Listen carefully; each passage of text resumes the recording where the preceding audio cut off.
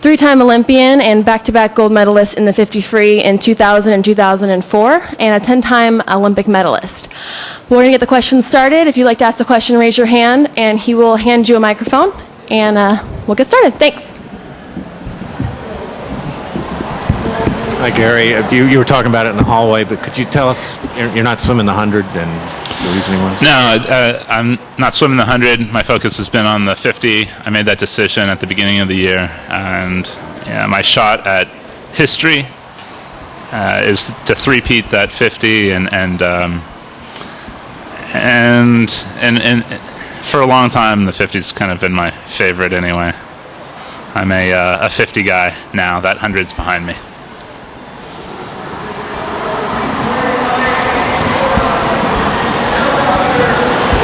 Hi, Gary. I know in the past years, you've talked about the marketing of the sport, and you've talked about post-Olympic tournaments or meets. How do you feel the sport is being marketed now here in an arena like this? Is it making progress? And what kind of changes have you seen over the course of your long career in that?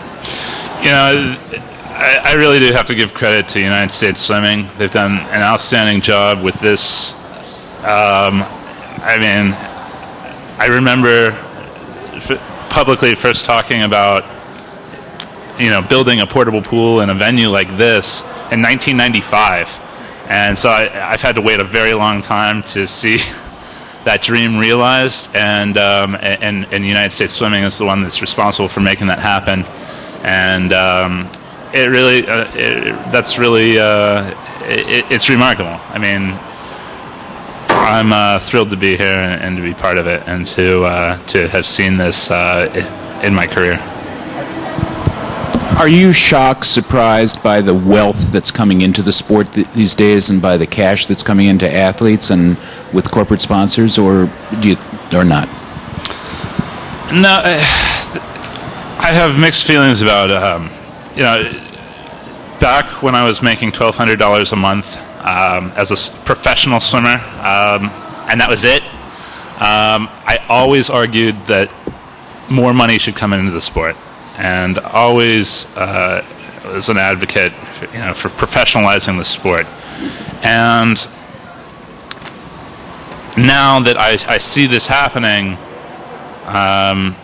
in foreign countries where, and even here in the United States. When an athlete has the opportunity to make millions and millions of dollars, the incentive to cut corners, I think, is much greater, and I think that it has presented a new problem. Money coming into the sport has presented a new problem, and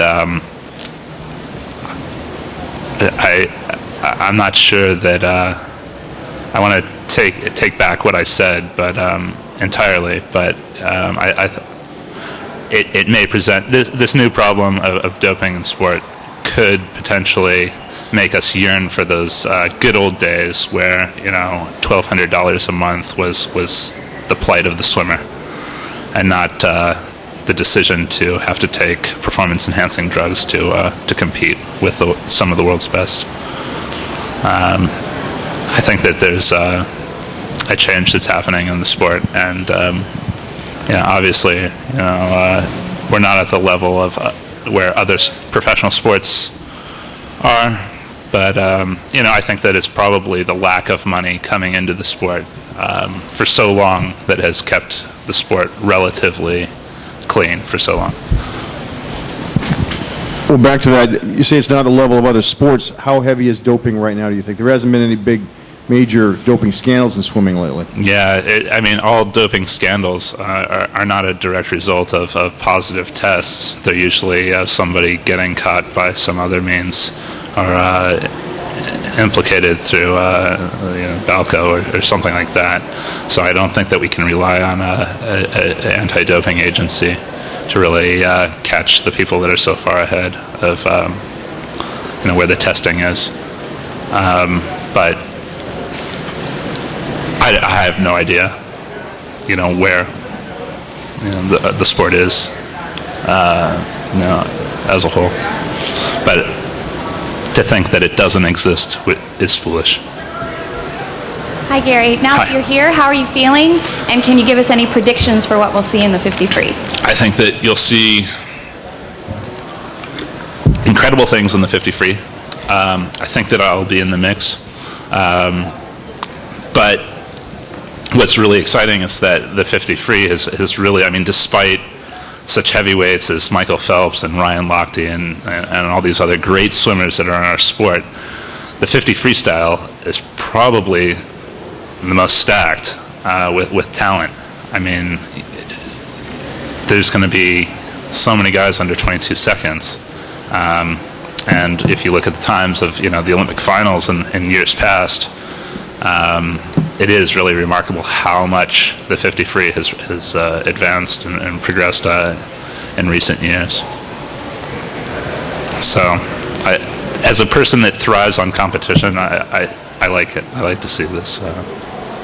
Just again to get back to what your comments were on the dope. Do you worry that is swimming that clean a sport, or what's your assessment? You don't know what everybody's doing behind closed doors, but what are your thoughts on how clean the sport might be? Yeah, I abhor doping. It drives me crazy, and I just don't know how to fight it.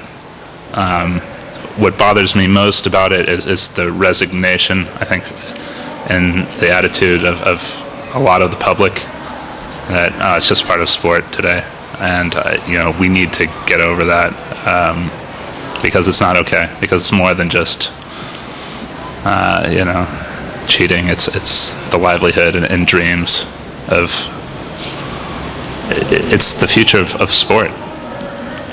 Not just the livelihood and dreams of the athletes. Yeah. Gary, more than any other event, it seems like the 50 free has taken a leap forward this year. What's your take on what's happened, and how do you think that affects your chances should you go to Beijing? Well, obviously, you got guys going 21.2 seconds in the 50 free. It makes my job a little bit more difficult. What do I think of it? I really want to reserve judgment until we have a chance to, in a shaved and tapered fast pool, have the opportunity to race in the new suits and to figure out how much of an advantage these new suits offer. I think that's only fair that we get to the 50 free here to see before I really kind of make up my mind on that.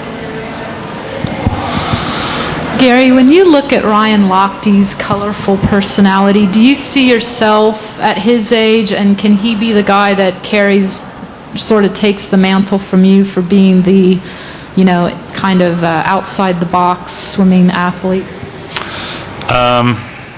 I like Ryan, and I think that he's a fantastic swimmer, and he's a good guy, and I think that swimming actually has a lot of colorful personalities, and it's impossible to really maybe express that, especially when you're a swimmer that's spent half of his social life being developed with his head underwater. To come up here before you with the bright lights and interrogation style podium and really portray the personality that exists. So if I've been able to do that successfully, that's something that I can be proud of. And I think that Ryan is maybe getting better at coming across. But I think that if you were able to spend more time than just in Olympic trials and Olympic games with some of these swimmers, that you'd find that there's some interesting people in the sport. Gary, can you just give us a little bit of an update on when you started training seriously again, and sort of what you've been doing since Athens? Yeah,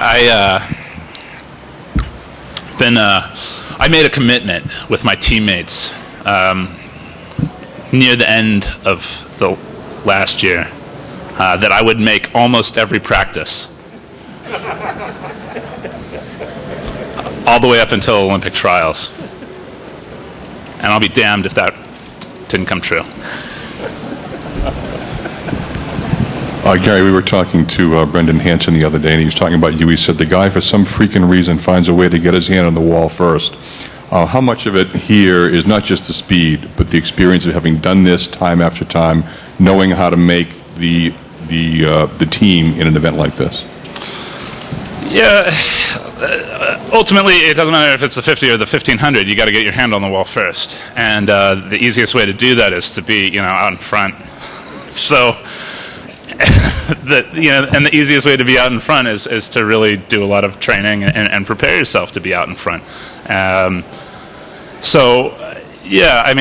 Ultimately, you can say race experience, this and that, but at the end of the day, this is the Olympics, and nobody skates by on just talent or anything. I mean, there's a lot of hard work involved, and there has been for me throughout my career, and certainly it has been for me throughout this season. So this is probably, we were just talking, this is the first time since 2004 that I'm fighting weight, I'm fit, I'm shaved, I'm tapered, I'm ready to go. Gary, can you go back to what you said about your vision back in 1995, kind of these portable pools in these size arenas?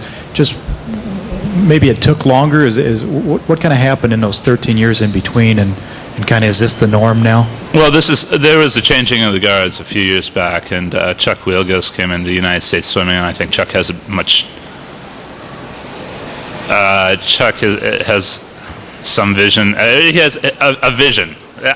I think the old guard didn't have any vision besides a walking, seeing one of those white sticks. And Chuck has done a great job. As an athlete, where the clock's ticking, you got a career, those changes don't come soon enough. And I am not a very patient man, and I would have loved to have seen these changes happen sooner. But the fact that they are happening, the fact that the sport is moving in the right direction, that's something that I'm pleased with and I'm grateful for. Did you take an active role at all in trying to push the envelope on that, or were you able to at all? I've done the easiest thing, and that's just be critical. Yeah, I took a lot of bitching over the years to prod action. I can't take any credit for this happening. It just. I think that there came into powerful positions at United States Swimming some people that shared my vision and closer sense of marketing. Any more questions? Oh. We'll do 2 more questions. Did you consider retirement at all after 04? I remember at Athens you sounded like right away you were ready to going to give it another shot. But did that come about at all in your mind? I have to be honest with you. I really surprised myself in Athens. After Sydney, the thought crossed my mind because people ask, so are you going to go out on top? But no, I decided at that point that I was going to see it through, and especially if you win the Olympic Games. Stick around. And, it's unfortunate you had to stick around 4 years to defend that title, but I wanted to see it through, and whether I win, lose, or draw, I wanted to see it through, and was able to do it again in Athens. And so my approach has not changed. I'm here to see this thing through, and actually, it's funny. I feel better now than I did in 2004 about my chances. So, we'll see. I'm not going to be pushing for the spot on the relay team. Yeah. So, Gary, are you implying that if you win again in 2008, 2012 is on the horizon for you? Yeah. Look, the truth is, what gets you to be a great Olympian is the ability to push further than you're supposed to. In practice and everything else, you keep going, further and and you get a good time, you keep pushing further, for a better time. So it goes with the years. I won't know what's possible at age 38 until I really put forth the effort and at age 38. Gary, a few months ago you were a bit more outspoken about what you saw as a doping problem in the sport. Why you seem to have stepped back from that a little bit? Why is that? I think that it's fair to, and it goes back to what I said previously, that I need to wait and see what it feels like to be shaved and tapered in one of these new technology suits. I'm convinced that there is an advantage to wearing these suits. I don't think that it accounts for all of the time drops that we've seen in the last year. But until I'm rested and wearing the new suits, I don't think that I'm in a position to accurately determine which is legitimate and what is not. Yes. And this will be the last question. Gary, you just said you feel better about your chances now than you did in 2004, and yet this is, the deepest field in the trials in the 50s. So what leads you to say that? Well, I'm stronger than I was in 2004. I've been training more than I had in 2004, and